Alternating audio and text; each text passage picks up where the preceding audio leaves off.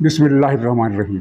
अस्सलाम वालेकुम नाज़रीन। एक तो कल फैसलाबाद के जलसे में इमरान ख़ान ने फ़ौज पर जो फ्रंटल अटैक किया है वो ग़ालिबन अब तक फ़ौज पर किया जाने वाला सबसे बड़ा हमला था। और इसके पीछे क्या मायूसी है और इस मायूसी का ताल्लुक़ ARY की उस ख़बर से किस तरह बनता है, जिसकी तरदीद अगरचे PTI ने की है, लेकिन जुज़वी तौर पर वो ख़बर थोड़ी से मुख्तलिफ़ अंदाज में दुरुस्त है। जिस तरह ARY ने नशर की है उस तरह दुरुस्त नहीं है। और इमरान ख़ान ने जो मजहबी कार्ड का इस्तेमाल ज़्यादा कर दिया है, तो इसके पीछे पता ये चला है कि बरतानिया की जो 2 फर्में इसने हायर की हुई हैं अपना बयानिया बनवाने के लिए, तो वो उसे जो मशवरे देती हैं उनमें से एक मशवरा ये है कि ख़ुद को ऐसे पारसा मुकाम पर लेकर जाओ। उस इदारे की जो रीडिंग है वो ये है कि पाकिस्तान में तवहम परस्ती है और शख्सियत परस्ती है, और इसको अगर एक बुत की शक्ल दे दी जाए तो एक अवतार किस्म का दर्जा इमरान ख़ान को दे दिया जाए। तो चुनाचे पूरी PTI को अब इस मुहिम पर लगा दिया गया है कि वो इस तरह की कलमात कहें, इस तरह की बातें कहें कि जिससे लगे कि इमरान ख़ान ही न सिर्फ ये है कि वो, बल्कि आपने कल देखा होगा कि सोशल मीडिया पर एक ट्वीट गर्दिश कर रही थी कि इमरान ख़ान ही इमाम मेहदी है। नौज़ुबिल्लाह। जिन लोगों को इस फ़िक्रे से दिल आज़ारी हुई है तो उन्हें चाहिए, बल्कि मैं समझता हूँ कि हर आदमी के, हर मुसलमान की दिल आज़ारी हुई है, क्योंकि इमाम मेहदी का जो तसव्वुर है वो इजाज़त ही नहीं देता कि कोई शख्स चाहे कैसा भी क्यों ना हो, पारसा क्यों ना हो, कि वो इमाम मेहदी होने का दावा करे या उसके पैरोकार होने का दावा करे। उसकी जो निशानियां हैं वो कुछ और ही हैं। तो ये जसारत की गई है। और इस तरह एक आपने अबरारुल हक का भी आपने ट्वीट पढ़ लिया होगा कि इमरान के बाद अल्लाह ही सबसे बड़ा है। ये उसने, अब वो कहा जाता है कि वो टाइपिंग की गलती थी कि इमरान के बाद अल्लाह ने मुझे ये ज़िम्मेदारी दी है। तो ये तौबा इस्तग़फ़ार, टाइपिंग की गलती नहीं है, बल्कि अवाम के जहन में बरतानवी फर्म की हदायत के मुताबिक एक नया जहर घोलने की तैयारी की जा रही है। और इसी के एक शाखसाना है कि अब जगह जगह मुख्तलिफ़ शहरों में इमरान ख़ान के बुत और मुजस्मे खड़े किए जा रहे हैं। और एक वीडियो तो मैंने ऐसी भी देखी कि जिसमें इमरान ख़ान के बुत के आगे लोग सजदा रेज़ थे।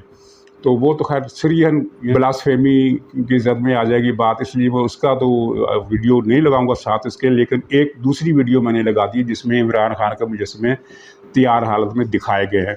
वो वीडियो आप देख लीजिए। मेरी निगाह में वो शख्स आदमी भी नहीं जिसे लगा है जमाना खुदा बनाने में। तो बहरहाल चलते हैं ARY की ख़बर और इमरान ख़ान के कल के जलसे के हवाले से। अच्छा नाज़रीन, ये जो ARY को हम पहले ले लेते हैं, उसने ख़बर नशर की कि अपने इमरान ख़ान का नवाज़ शरीफ से कोई रब्ता हुआ है और मुस्लिम लीग के कुछ अहम लोगों से इमरान ख़ान ने मुलाकात की है। इसकी तरदीद फ़ौरन ही फवाद चौधरी ने कर दी, PTI की दीगर ज़राए ने भी कर दी। तो ये ख़बर जिस तरह ARY ने नशर की वो तो गलत है, लेकिन इसमें इतनी सेहत है कि हुकूमत के कुछ लोगों से PTI की कुछ लोग ज़रूर मिले हैं और एक से ज़्यादा मरतबा मिले हैं। पिछले 3-4 दिनों में 6-7 राब्ते मुलाकातें मुख्तलिफ़ हवालों से। अब ये नहीं होता कि वो फ़ोन किया जाता कि जनाब हम आपसे इमरान ख़ान की तरफ से मैसेज लेकर कोई बात करना चाहते हैं, इस तरह नहीं होता। लेकिन वह कोई ना गेट टुगेदर का जो एक स्टाइल होता है एक करने का, किसी को चाय पर बुला लिया, किसी और बहाने बात कर ली। तो इस तरीके से इन्होंने पिछले 3-4 दिनों में 4-5 मुलाकातें की हैं और उनमें एक ही मैसेज मुख्तलिफ़ अंदाज से, तरीके से, करीने से, सीधे स्वभाव मुतालबा दागने के बजाय बैन सतूर और जिस तरह एक समझाने के अंदाज़ में बात की जाती है, इस तरह इन्होंने बड़े मुहज़्ज़ब और नरम लहजे में बात की PTI वालों ने, जो कि इनकी तबीयत के ख़िलाफ़ है। तो मैसेज क्या दिया गया, जो उसका ख़ुलासा है वो ये है कि ये जो मुकदमे हैं अगर इनको आप परसू ना करें या वापस ले लें तो इसके बदले में PTI जो है वो एक ज़िम्मेदार अपोजिशन का मुज़ाहरा करने के लिए तैयार है। तो आसान लफ्ज़ों में इसका तर्जमा है कि हमें NRO दे दो। तो वज़ीरों ने कहा कि ये फ़ैसले तो ज़ाहिर है हमने नहीं करने, ये तो काबीना करेगी या PDM और इत्तेहादी जमातों की सरबराही इजलास भी हो सकता है, लेकिन इस तरह के मुतालबे का हमारा नहीं ख्याल कि पज़ीराई बख्शी जाएगी, क्योंकि ये मुमकिन नहीं है। और इसके पीछे क्या बात है? पीछे बात ये है کہ عمران خان کے خلاف معاملات تیزی سے آگے بڑھ رہے ہیں، اور جس طرح کہ کل عطاء اللہ تارڑ صاحب نے پریس کانفرنس کی کہ ایف آئی اے نے تحقیقات آگے بڑھائی ہے اور ہم جلد ہی ریفرنس دائر کریں گے فارن فنڈنگ کے حوالے سے، اس پوری یعنی الیکشن کمیشن کے فیصلے کی روح سے. تو یہ پریس کانفرنس بذات خود ایک بڑا اعلان ہے کہ عمران خان کی پریشانی کس طرح بڑھنے جا رہی ہے، کیونکہ پریس کانفرنس کا مطلب یہ ہے کہ ایف آئی اے کو اندازے سے زیادہ کامیابی ملی ہے، اور یہ حکومتی ذرائع نے بتایا، ایف آئی اے کے ذرائع بھی یہ کہہ رہے ہیں کہ ہمیں جتنی امید تھی اس سے زیادہ ہمیں ثبوت مل گئے ہیں، تو اب ہم ریفرنس پیش کرنے کی پوزیشن میں آ گئے ہیں. ریفرنس کب پیش کیا جائے گا ابھی واضح نہیں ہے، لیکن اس کا اعلان کا مطلب یہ ہے کہ اب ریفرنس جو ہے وہ کم سے کم اس مرحلے میں ضرور آ گیا ہے کہ جس کے بعد یہ پریس کانفرنس کر دی جاتی. اور عمران خان کے خلاف ثبوت ہر روز مل رہے ہیں. وہ سائمن صاحب جو ہیں فائنانشیل ٹائمز کے، انہوں نے کل پرسوں مزید 2-3 اکاؤنٹس کا ذکر کیا کہ یہ رقم لائی گئی پاکستان میں میڈیا پر خرچ کی گئی. تو اس سے یہ بھی پتہ چل گیا کہ کیوں میڈیا میں عمران پرستی کا ایک ریلا آیا ہوا تھا جو اب کچھ تھم گیا ہے. تو وہ ظاہر پیسے بہت لگائے گئے تھے، اور ان کے پاس پیسے کی کمی نہیں. اب آپ دیکھیں کہ ہر روز ایک جلسہ ہو رہا ہے، ہر روز ایک جلسہ ہو رہا ہے، اور ایک جلسے پر کتنا پیسہ خرچہ آتا ہے. پی ٹی آئی کے جلسے پر تمام پارٹیوں سے زیادہ خرچہ ہوتا ہے ایک جلسے کا.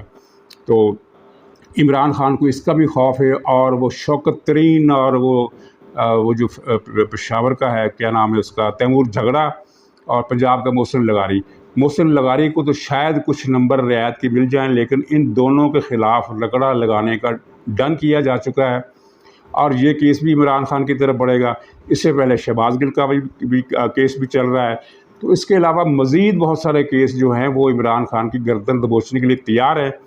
تو اب عمران خان کو بھی اس بات کی سمجھ آنا شروع ہو گئی ہے کہ اب یہ تو ہو نہیں سکتا کہ ادھر سے ایک کیس آئے اور ادھر سے وہ عدالت اس کو فارغ کر دے، اور جو ریفرنس ہے اس کو تو رد کرنا بہت ہی مشکل ہے، اس لیے کہ یہ صدارتی ریفرنس کا جب سپریم کورٹ سماعت کرے گی تو وہ 3 رکنی بینچ نہیں ہوگا، بڑا بینچ ہوگا. اور یہ بڑا بینچ ہونے کا مطلب آپ کو بھی پتہ ہے، عمران خان کو بھی پتہ ہے. چنانچہ اس وقت نروسنیس کی پوزیشن میں ہے کہ صورتحال میں ہے یہ عمران خان، اور وہ اپنے وزیروں کو یہ بھیج رہا ہے. ان کا خیال ہے کہ ظاہر حکومت ایک معاشی بحران میں پھنسی ہوئی ہے، عدم استحکام کسی کیفیت ہے، اور ایک بے یقینی کی فضا اگرچہ اتنی نہیں ہے جتنی عمران خان نے پہلے پیدا کر دی تھی، لیکن بہرحال صورتحال اس طرح کی تو ہے کہ ایک افواہ پھیلتی ہے تو وہ پھیلتی چلی جاتی ہے، اور اس کی وجہ سے پھر سرمایہ کاری پر بھی منفی اثر پڑتا ہے. مثلا کوئی صاحب اٹھ کر کہہ دیتے ہیں کہ جناب ڈن ہو گیا کہ جنوری میں حکومت کی چھٹی ہو جائے گی، حالانکہ ایسی کوئی بات نہیں ہوئی. بعض اوقات ایسی خبریں کسی کی طرف سے کسی اور مقصد کے لیے بھی پھیل کی جاتی ہے. مقصد یہ نہیں ہوتا کہ حکومت کے پاؤں ہلانے ہیں، حکومت کے نیچے سے قالین کھینچنا ہے، بلکہ کسی اور جگہ کوئی میسج دینا مقصد ہوتا ہے، کوئی اس طرح کی بات. لیکن جب تصدیق کرائی گئی تو پتہ چلا کہ ایسی کوئی بات نہیں ہے، بلکہ معاملہ تو اگلے سال اگست سے بھی آگے کو جا سکتا ہے. تو یہ عمران خان کی فرسٹریشن ہے، جس میں اس نے کل فیصل آباد کے جلسے میں فوج پر فرنٹل اٹیک کر دیا، اور یہ کہا کہ اپوزیشن جو ہے وہ اس لیے الیکشن نہیں چاہتی کہ نومبر میں وہ اپنی مرضی کا آرمی چیف لانا چاہتی ہے، کیونکہ اس سے خطرہ ہے. آپ یہ ویڈیو سن لیجئے، بلکہ آپ نے سن لی ہوگی، میں نے ریکارڈ کے طور پر اس کے ساتھ لگا دی ہے. اور یہ دونوں زرداری اور نواز شریف، ان کی پوری کوشش ہے کہ ایسا آرمی چیف آئے جو یہ اپنا کوئی فیورٹ لے کے آئے. یہ اپنا آرمی چیف لانا چاہتے ہیں کیونکہ پیسہ انہوں نے چوری کیا ہوا ہے. یہ ڈرتے ہیں کہ یہاں کوئی تکڑا آرمی چیف آ گیا، ایک محب وطن آرمی چیف آ گیا تو وہ پوچھے گا ان سے. تو اس ڈر سے یہ بیٹھے ہوئے ہیں کہ یہ دونوں مل کے اپنا آرمی چیف اپوائنٹ کریں گے. کسی صورت اس ملک کی تقدیر ان کے ہاتھ میں نہیں ہونی چاہیے. اس ملک کا آرمی چیف میرٹ کے اوپر ہونا چاہیے. جو سب سے میرٹ پہ ہے اس کو آرمی چیف بننا چاہیے. کسی کی پسندیدہ آرمی چیف نہیں ہونا چاہیے، کسی کا فیورٹ نہیں ہونا چاہیے. تو اس میں وہ کہتے ہیں کہ اپوزیشن جانتی ہے کہ اگر کوئی محب وطن آرمی چیف آ گیا تو پھر یہ کرپشن وغیرہ پکڑ لے گا اپوزیشن کی، اس لیے وہ ڈرتی ہے. اب یہ فکرہ اس نے سوچ سمجھ کر بڑے پلان کے ساتھ یہ فکرہ کہا ہے اور یہ سوچ کر کہا ہے یہ اس کا یہ آخری ہتھیاروں میں سے ایک ہے، اور جو کہ ٹھوس ہو گیا، ٹھوس اس طرح ہو گیا کہ اس نے عمران کی سیاسی موت کا جو فاصلہ تھا وہ اور بھی کم کر دیا، کیونکہ اس بیان کا مطلب سیدھا یہ ہے کہ فوج کے سینئر جرنیل، یعنی آرمی چیف بننے کے جو امیدوار ہوتے ہیں وہ سینئر موسٹ جرنیل ہوتے ہیں، سب لیفٹیننٹ جنرل ہوتے ہیں، اور ان میں سے بھی جو میرٹ پر آگے ہوتے ہیں، جن کی گنتی سینیارٹی کے لحاظ سے کسی نے 9 کی لسٹ بنائی ہوتی ہے، کسی نے 7 کی لسٹ بنائی ہوتی ہے، کسی نے 6 کی لسٹ بنائی ہوتی ہے۔ تو اس کا مطلب یہ ہے کہ فوج کی سینئر موسٹ قیادت جو ہے اس میں غدار بھی ہیں، ان میں محب وطن نہیں ہیں۔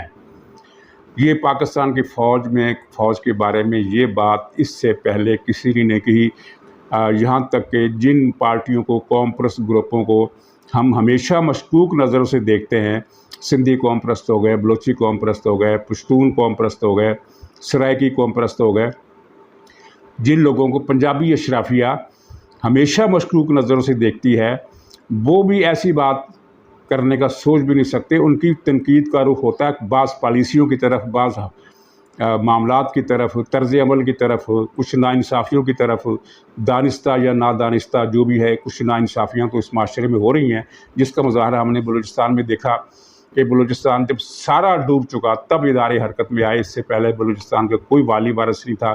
1 مہینے میں کتنے لوگ مرے، یہ اعداد و شمار بھی چھپانے کی کوشش کی جا رہی ہے۔ بلوچستان میں تو ملیا میٹ ہو گئی ہیں آبادیاں۔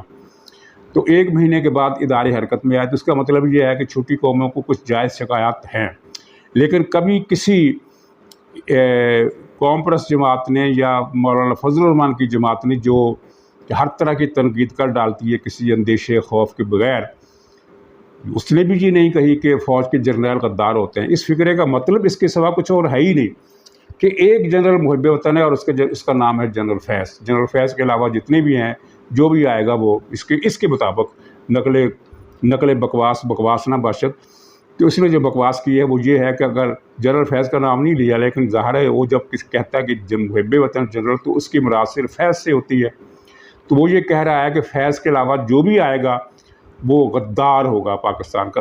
جس ملک کا ایک بڑا لیڈر حالات کی خرابی سے، ملک کی بدقسمتی سے، ایک ایسے آدمی کو ہمیں لیڈر کہنا پڑ رہا ہے جو سائیکو بھی ہے، جو ریٹارڈڈ بھی ہے، اور جو کرپٹ بھی ہے، اور جس کے بارے میں کیا کہا جا سکتا ہے کہ جس کا اخلاقی دیوالیہ پن ایسا ہے کہ ابھی آپ نے وہ ویڈیو بھی سن لی ہوگی، کئی حوالوں سے 2 سینئر موسٹ صحافیوں نے جیو گروپ کے، انہوں نے ویڈیو میں بتایا کہ جب یہ وزیر اعظم تھا تو یہ F7 میں ایک فنکشن پارٹی میں گیا جو خاص اس کے لیے سجائی گئی تھی، اور انہوں نے تو خیر الفاظ استعمال کیے کہ لوڈو وغیرہ کھیلا، لیکن زومانے انداز میں۔ تو اس نے نہیں دیکھا کہ یہ لوگ یہاں کیمرے والے بھی موجود ہیں، اور یہ نشہ بہت زیادہ تھا، کیونکہ یہ جو ہائی پوٹینسی منشیات ہوتی ہیں، شراب کی بات نہیں کر رہا، شراب میں تو کچھ بھی نشہ نہیں ہے ان چیزوں کے مقابلے میں جو یہ محسوس کرتے ہیں۔ تو وہ جو ڈرگز ہوتی ہیں ان کا نشہ اس طرح کا ہوتا ہے کہ آدمی ہوش و خرد سے بالکل بیگانہ ہو جاتا ہے۔ آپ نے عوامی سطح پر بھی یہ دیکھا ہوگا کہ جو لوگ بھنگ پی لیتے ہیں، وہ ان کے اوپر سے جہاز گزر جائے تو وہ ان کو جنبش نہیں ہوتی، اور اگر ان کے پاس مکھی آ جائے تو وہ کہتے ہیں ہوائی جہاز آ گیا۔ تو اس کیفیت میں اس نے کچھ ایسی حرکات وہاں کر ڈالی جس کی توقع نہیں کی جا سکتی تھی، اور جس کی ویڈیو اگر کسی سینما میں چلا دی جائے تو اس سینما کو سیل کر کے مالک کو گرفتار کر لیا جائے گا کہ یہ تم نے کیا چلا دیا، یعنی ایسی ویڈیو ہے اس کی۔ تو اس طرح کے کردار کے آدمی کو ہمیں لیڈر کہنا پڑ رہا ہے۔ بہرحال اس طرح کے لیڈر جو ظاہر عالمی سطح پر اس کا ایک نام بن گیا ہے کہ بڑا لیڈر ہے پاکستان کو، اور اسے ابھارا بھی جا رہا ہے کہ بہت بڑا لیڈر ہے یہ پاکستان کی، اور عوام کا ایک طبقہ اس کا حامی بھی ہے۔ تو جب ایک لیڈر کا یہ بیان پوری دنیا میں نشر ہوگا کہ پاکستان کی فوج کی ہائی کمان میں جو سینئر موسٹ ہائی کمان ہے، یعنی ہائیسٹ کمان جو ہے، اس میں کئی جرنیل جو ہیں وہ غدار ہیں، تو اب یہ کیا میسج جائے گا؟ ایسی بات کبھی آپ نے بھارت سے بھی سنی کہ بھارت میں کسی ساؤتھ کے کسی ناراض دھڑے نے یا آسام کے کسی ناراض دھڑے نے یہ کہا ہو کہ آرمی کا فلانا جنرل اور فلانا جنرل جو ہے وہ غدار ہے؟ ایسا الزام دنیا میں کسی ملک کی کسی لیڈر نے کسی فوج پر نہیں لگایا جو اس نے پاکستان کی فوج پر لگا دیا ہے۔ تو اس کے پیچھے وہی مایوسی تھی اور فیصل آباد کا جلسہ جو تھا وہ اپنی جگہ مایوس کن تھا. ایک چھوٹے سے اسٹیڈیم میں انہوں نے جلسہ کیا کیونکہ انہیں اندازہ ہو گیا تھا کہ فیصل آباد میں وہ پوزیشن نہیں ہے جو گجرات میں تھی. گجرات میں کیا پوزیشن تھی وہ میں 2 فکروں میں ابھی عرض کرتا ہوں. تو وہ چھوٹا سا اسٹیڈیم بھی ان سے نہیں بھرا جا سکا. اس جلسے کی بھی فرسٹریشن ہوگی اور کچھ نشہ بھی اس نے کیا ہوگا اور کچھ پہلے سے بھی سوچ کر آیا ہوگا کہ میں نے فرنٹل اٹیک آج کرنا ہے. تو اس نے اگر یہ نشہ نہ کرتا تو شاید جلسہ عام میں تقریر کرتے ہوئے یہ اسے اپنے اس فیصلے پر سیکنڈ تھاٹ کا موقع مل جاتا, یہ نہ حملہ کرتا, لیکن اس نے کر دیا کہ ایک محب وطن جرنیل آنے سے یہ ڈرتے ہیں. تو اس کے بعد اس کا کیا انجام ہوگا وہ سمجھنے کے لیے اتنا اشارہ کافی ہے کہ جب فوج کی عسکری قیادت میں اس طرح کی تقسیم کرنے کی کوشش کی جائے اور پوری فوج کی رینکس اینڈ فائل میں یہ امپریشن دینے کی کوشش کی جائے کہ آپ کے جرنیلوں میں سے کچھ غدار ہیں, تو پھر پوری فوج کی ایک سوچ بن جاتی ہے. اور یہ بات پہلے سے طے ہے کہ فوج نے, عسکری اداروں نے عمران خان کو حکومت میں دوبارہ لانے کے لیے کوئی بھی اقدام کرنے سے انکار کر دیا ہے. تو اب وہ اس فیصلے میں یکسو ہو جائیں گے, بلکہ ایک رد عمل بھی آئے گا اور وہ رد عمل اس کے لیے بڑا خطرناک ہوگا. تو یہ جو فیصل آباد کا جلسہ مایوس کن تھا, گجرات کا جلسہ بہت بڑا تھا. تو گجرات کے جلسے کا معاملہ یہ ہے کہ وہاں پرویز الہی نے تمام گورنمنٹ کی, اس علاقے کی جو گورنمنٹل ڈپارٹمنٹس ہوتے ہیں, سب کے ذمہ داروں کی ڈیوٹیاں لگائی تھی کہ آپ نے بندے لانے ہیں. دیہات میں ٹرالیاں بھیجی گئیں اور بسیں بھیجی گئیں قصبات میں, دیہات میں, کہ اتنے پیسے ملیں گے فی کس جلسہ گاہ میں پہنچو. اور اس طرح یہ اسٹیڈیم گجرات کا بھرا گیا اور نو ڈاؤٹ کہ یہ بہت بڑا جلسہ تھا. لیکن اگر آپ اس کی ویڈیو کی پوری ریکارڈنگ سنیں اس جلسے کی تو آپ کو پتہ چلے گا کہ جو جوش و جذبہ تھا وہ صرف فرنٹ کے حصے میں تھا, اس کے پیچھے کوئی کیفیت نہیں تھی. اور حالت یہ تھی کہ جب عمران خان کی تقریر شروع ہوئی تو لوگوں نے وہاں سے جلسہ گاہ سے نکلنا شروع کر دیا اور آدھی تقریر ہوتے ہوتے آدھا اسٹیڈیم خالی ہو چکا تھا. وجہ کیا تھی؟ یہ وہ لوگ تھے جو دیہات سے لائے گئے تھے کہ تمہیں عمران خان کی تقریر تک بیٹھنا, اس کے بعد تمہیں چھٹی دے دی جائے گی. چنانچہ یہ ہوتا ہے کہ جب اسکول کی گھنٹی بجنے والی ہو تو بچے اس کلاس سے نکل پڑتے ہیں. تو جیسے ہی انہوں نے عمران خان کی تقریر شروع کی تو انہوں نے کہا ہماری چھٹی کا وقت آ گیا, پیسے پورے ہو گئے, وہ نکلنا شروع ہو گئے. تو گجرات کے جلسے کی شاندار کامیابی کا یہ راز تھا. فیصل آباد میں اس طرح سے بندوبست نہیں کیا گیا. گجرات میں اس لیے کیا گیا کہ وہ پرویز الہی کا شہر تھا, انہوں نے دنیا پر بھی اپنا سکہ جمانا تھا اور عمران خان پر بھی اپنا سکہ جمانا تھا, تو وہ ہو گیا.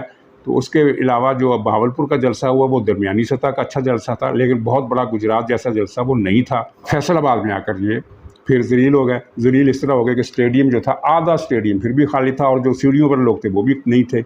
صرف گراؤنڈ کا آدھا یا آدھے سے کچھ زیادہ حصہ بھرا ہوا تھا اور اسی کو یہ فوکس کر رہے تھے. گراؤنڈ کے پیچھے جو کیفیت تھی وہ تو انہوں نے دکھائی ہی نہیں. ناظرین, مذہبی کارڈ پر میں زیادہ بولنا چاہتا تھا لیکن یہ پھر پروگرام لمبا ہو جائے گا. مختصر یہ ہے کہ مذہبی جماعتوں پر یہ ہمیشہ الزام لگتا رہا ہے کہ وہ مذہبی کارڈ استعمال کرتے ہیں. مثلا جماعت اسلامی کے بارے میں کہا جائے گا کہ وہ صالحین کی حکومت لانا چاہتی ہے, دوسروں کو وہ صالح نہیں سمجھتی, اپنے جیسا, اس طرح کی باتیں. اب بریلوی پر الزام لگتا ہے کہ وہ توہین رسالت کا کارڈ جو ہے اپنے مخالفوں پر استعمال کرتے ہیں.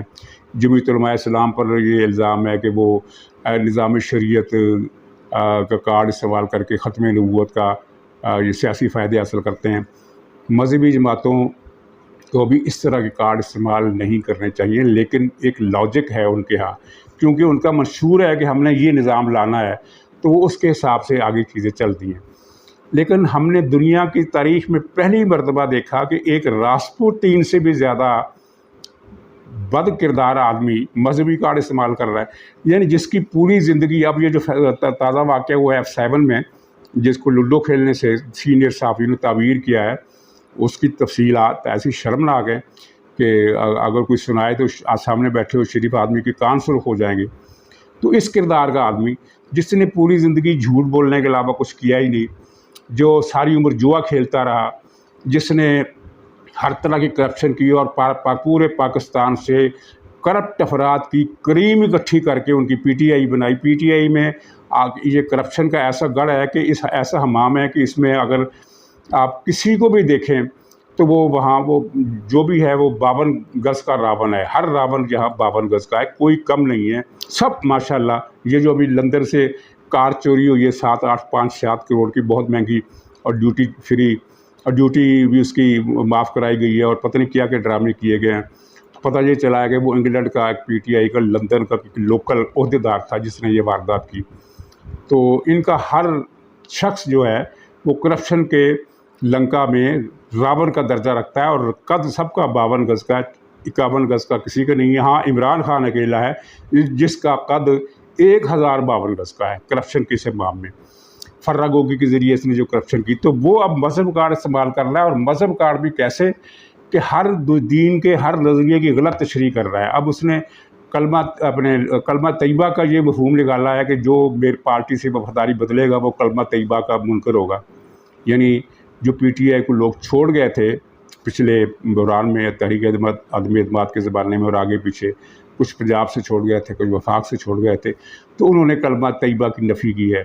कभी ये कहता है कि मैं अल्लाह ताला ने मुझे भेजा और कब्र में मेरे बारे में सवाल होगा, कभी ये रसूलुल्लाह से अपना मुवाज़ना करता है, और वो बदबख्त जिसके ख़िलाफ़ अभी तक कोई केस नहीं हुआ, जिसने ये कहा था मौलवी तारक जमील के सामने बिठाकर, और मौलवी तारक जमील दांत निकालता रहा कि इमरान खान शब कदर से अफजल है। तो ऐसा शख्स जो है मजहबी कार्ड इस्तेमाल कर रहा है। तो जो उसके बारे में तहकीकात हुई तो पता ये चला कि ये सारी प्लानिंग और सारे नुस्खे जो हैं इसको लंदन की 2 फर्मों में से एक फर्म लिख कर भेजती है कि मजहबी कार्ड को ऐसे ऐसे ऐसे इस्तेमाल करो। चुनांचे अब ये इसके जलसों में अल्लाह के नगमे चलते हैं, कलमा तैयबा का माना बताया जाता है। कौन बताता है? अबरारुल हक, नच पंजाबन वाला अबरारुल हक लोगों को कलमा तैयबा के माने बताता है। अंदाज़ा करें कि यानी दीन इस्लाम पर कैसी कड़ी घड़ी आ गई है कि अबरारुल हक जैसे लोग जो बिल्लों के घर लोगों को ले जाने के लिए वो क्या कहते हैं, वो जो टिकट सेल करने वाली खिड़की होती है, तो टिकट सेल करने वाला आदमी बिल्लों के घर जो खड़ा हुआ है, इस पेशे को पंजाबी में बड़ा एक अजीबोगरीब नाम दिया गया है, वो कलमा की तशरीह कर रहा है। और तो कहानी, ये पॉइंट बताने का सिर्फ ये था कि उलमाए किराम नोटिस नहीं लेते, तो ना ले। एक मरतबा मेरी बात हुई, मुझे इसके बाद सख्त मायूसी हुई, एक आलिम दीन से मेरी बात हुई कि ये कदम कदम पर ये शख्स तौहीन रसालत कर रहा है, आपकी तरफ से हर आदमी पर बयान आ जाता है, इस पर कोई बयान नहीं आया। तो कहने लगे कि फितना फैल जाएगा, यानी फितने के डर से तौहीन रसालत ब्लास्फेमी इन्हें गवारा है। तो उसके बाद आदमी क्या कहे। तो बहरहाल नुक्ते की बात जो मालूम हुई वो ये थी कि ये भी इमरान खान के अपने जहन की कारसाजी नहीं है, बल्कि सिर्फ इसके पीछे भी बरतानिया की फर्म है। तो अब ये जो चीज़ें चल रही हैं, हुकूमत अंगड़ाई में आ गई है और FIA को बहुत सारे सबूत मिल गए हैं, तो बैक वक्त बहुत सारे मामलात पर एकदम पेश रफ्त होगी। किसी भी दिन, किसी भी अगले हफ्ते या इस हफ्ते या उससे अगले हफ्ते ऐसी अचानक पेश रफ्त होगी कि ये सब हैरान हो जाएंगे। और इमरान खान ने, जैसा कि मैंने शुरू में कहा, कि उसने ये फ़ौज पर फ्रंटल अटैक करके अपने लिए रिलीफ के अगर कोई मिल सकती थी दरवाज़े बंद कर लिए हैं। अब कोई वो नहीं इसको बचा सकेंगे जो अब तक इसको बचाते आए हैं। नाज़रीन, इजाज़त दीजिए, इंशाअल्लाह अगले ब्लॉग में फिर मुलाकात होगी। तब तक के लिए खुदा हाफिज़।